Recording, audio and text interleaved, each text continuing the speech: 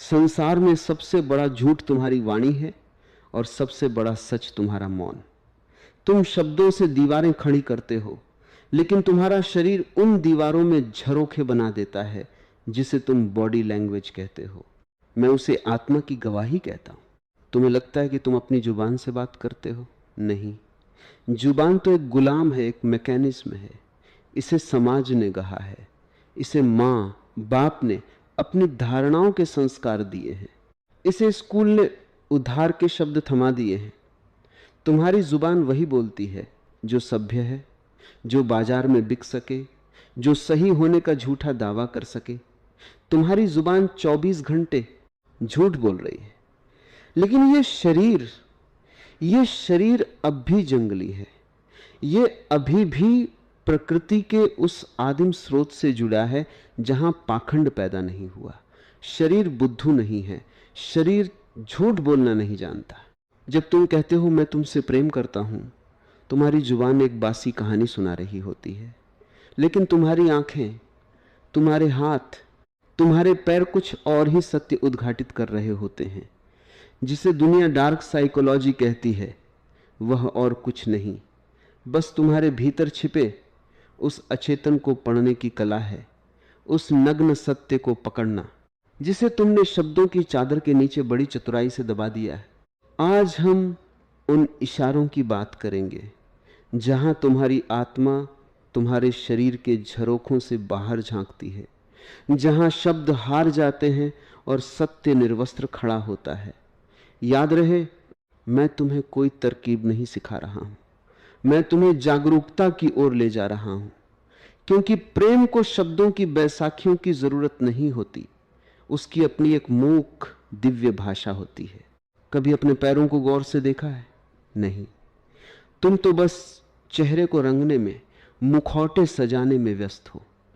चेहरा तो एक विज्ञापन है, एक डिस्प्ले बोर्ड।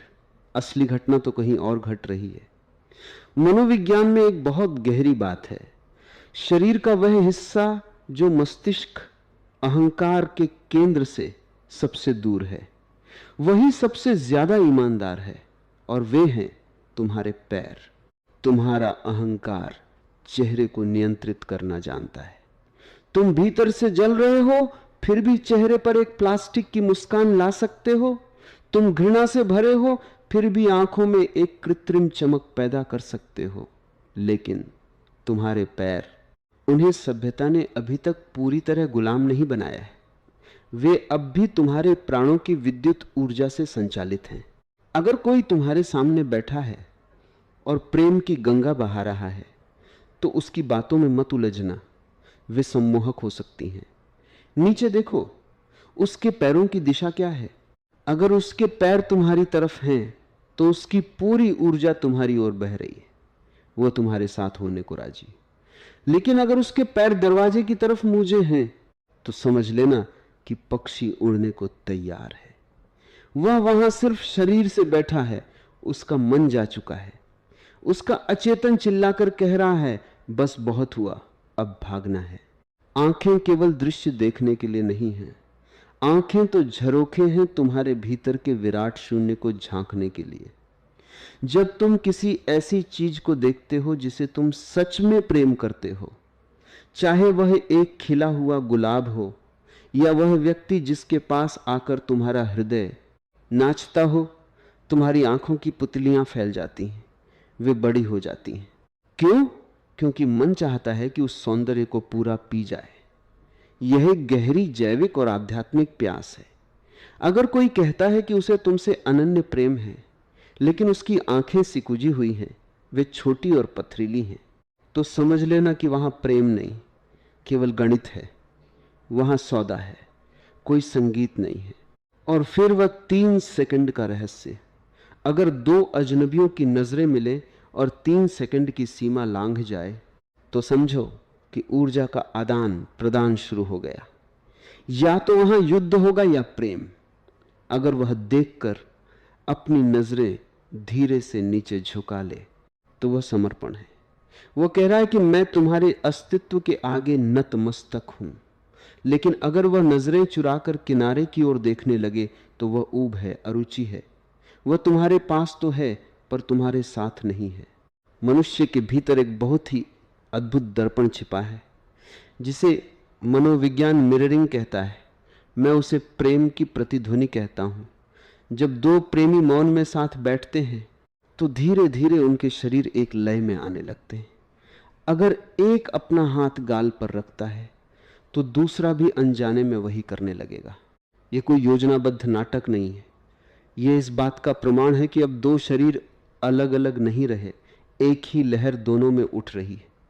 तुम्हारा अहंकार पिघल रहा है, लेकिन सावधान, बुद्धिमान और धूर्त लोग इसका उपयोग तुम्हें सम्मोहित करने के लिए भी कर सकते हैं। शिकारी भी शिकार की नकल करता है ताकि शिकार को सुरक्षा का भ्रम हो। अगर कोई जान बूझकर तुम्हारी नकल कर रहा है तो वह तुम्हारे मन के भीतर घुसने का शॉर्टकट बना रहा है। सच्चा प्रेम प्रतिध्वनि है, कोई चालाकी नहीं। मनुष्य के भीतर एक बहुत पुराना जानवर सोया है। जब उसे भय लगता है तो वह सबसे पहले अपने नाजुक अंगों को ढंक लेता है। जब तुम किसी ऐसे व्यक्ति के पास होते हो जिस पर तुम्हें भरोसा नहीं है तो तुम अनजाने में अपने हाथ अपने सीने पर रख लेते हो, क्रॉस आर्म्स। यह एक मनोवैज्ञानिक सुरक्षा दीवार है, लेकिन प्रेम का अर्थ ही है अपनी सारी ढालों को गिरा देना।